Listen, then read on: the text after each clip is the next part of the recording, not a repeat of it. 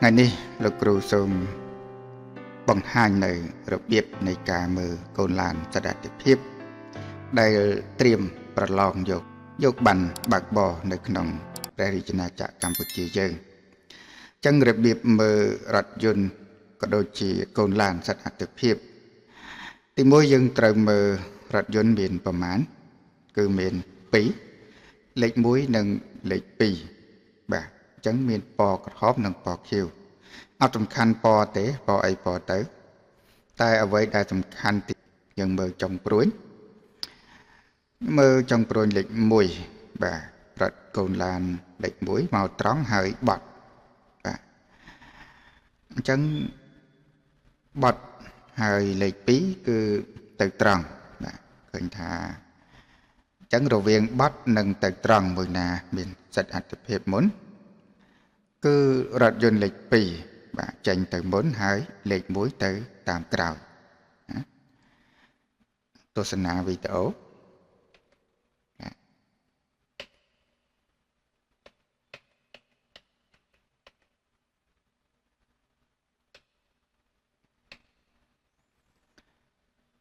បាទយល់ហើយសូមចូលនៅពញ្ញាសាមួយទៀត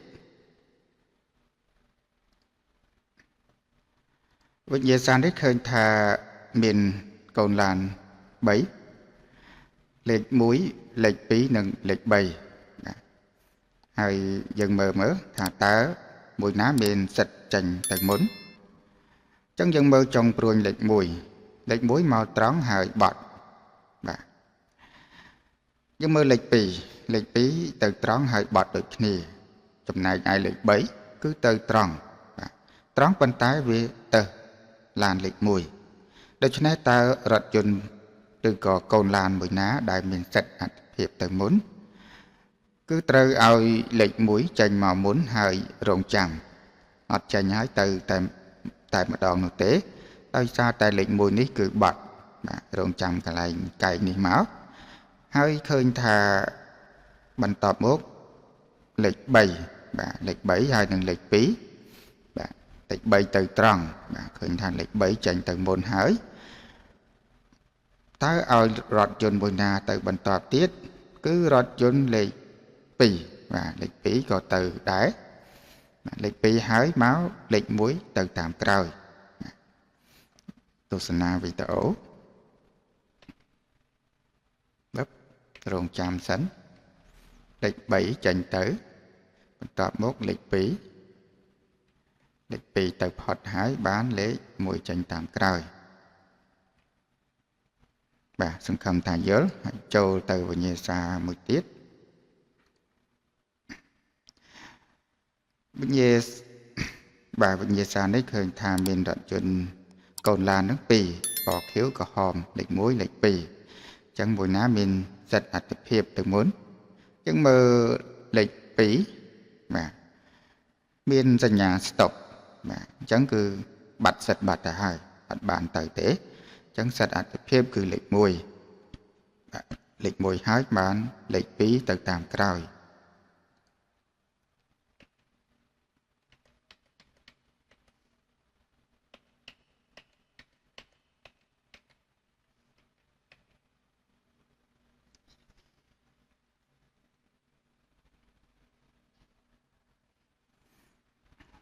បាទយើងចូលមកវិញ្ញាសាមួយទៀតបាទវិញ្ញាសានេះឃើញថារឿងប្លែកជាងមុនបន្តិចដោយសារតែរថយន្តកូនឡានកាន់តែច្រើនហើយមានផ្លាកសញ្ញាបាទឃើញថាញញៃមែនតើបាទអញ្ចឹងរបៀបមើលគឺយើងត្រូវមើលឡានយើងមានប្រមាណគឺមាន4មានលេខ1លេខ2លេខ3លេខ4តទៅពីមើលកូនឡានហើយយើងមើលផ្លាកសញ្ញានៅក្បែរកូនឡានយើងមានសញ្ញាផ្ដល់សិទ្ធិនិងសញ្ញាបាត់សិទ្ធិសញ្ញា stop នេះណាបាត់សិទ្ធិហើយឃើញថាលេខ1ហើយនិងលេខ3មានសញ្ញាលឿងបាទផ្ដល់សិទ្ធិអត្ថភាពឲ្យទៅមុនលេខ2និងលេខ4មានសញ្ញា stop បាទអត់បានទៅទេអញ្ចឹងលេខ1នេះសញ្ញាព្រួញគឺចេញទៅត្រង់បាទហើយលេខ3ក៏ទៅត្រង់ដែរអញ្ចឹងលេខ1និងលេខ3បើសិនជាទៅដំណើរគ្នាទៅស្របគ្នាបាទ từ prom khné bị bục này ớt cứ ọt tê bạn chấn lệch mũi nâng lệch 7 chân từ prom khnéបន្ទាប់មកគឺលេខ2ហើយនិងលេខ4បាទទៅត្រង់ដូចគ្នាអញ្ចឹងគេប្រើពាក្យថាលេខ2និងលេខ4ចេញទៅព្រមគ្នាដំណាលគ្នាឬក៏ស្របគ្នាបាទអញ្ចឹងមើលវីដេអូបាទលេខ1លេខ2លេខ3ចេញទៅមុនលេខ2លេខ4ចេញតាមក្រោយ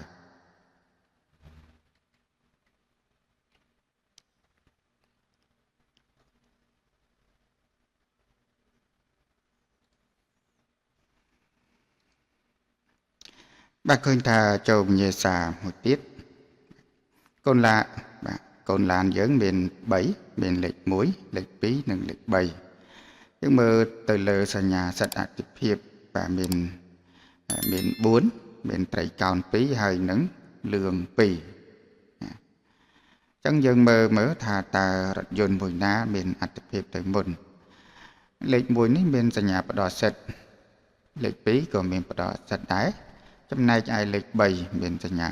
បាត់សិទ្ធិទៅហើយអញ្ចឹងរថយន្តដែលមានសិទ្ធិអតិភិបទៅមុនគឺមាន2រថយន្តគឺមាន2កូនឡាន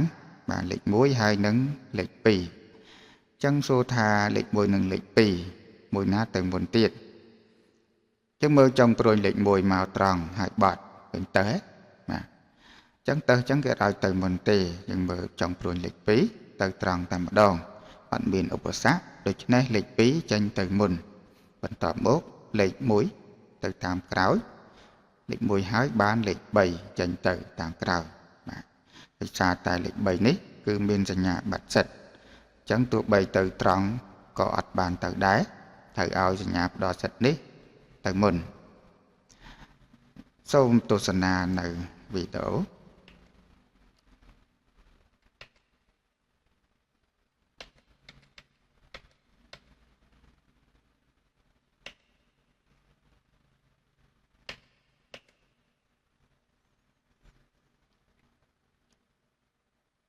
បាទយើងចូលទៅវិញ្ញាសាមួយទៀតក្នុងករណីនេះឃើញថាមានរថយន្តកូនឡាន3លេខ1លេខ2លេខ3អញ្ចឹងពណ៌យើងអត់សំខាន់គឺយើងមើលចុងព្រួយហើយនឹងផ្លាកសញ្ញាអញ្ចឹងឃើញថាផ្លាកសញ្ញាផ្ដោតសិទ្ធិមាន2បាត់សិទ្ធិគឺមាន1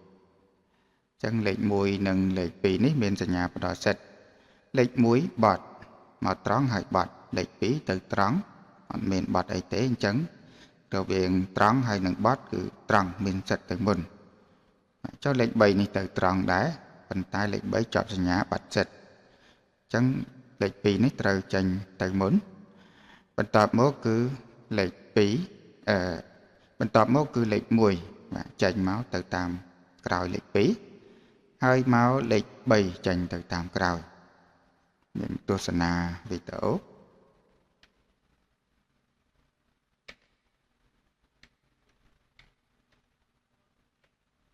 បាទ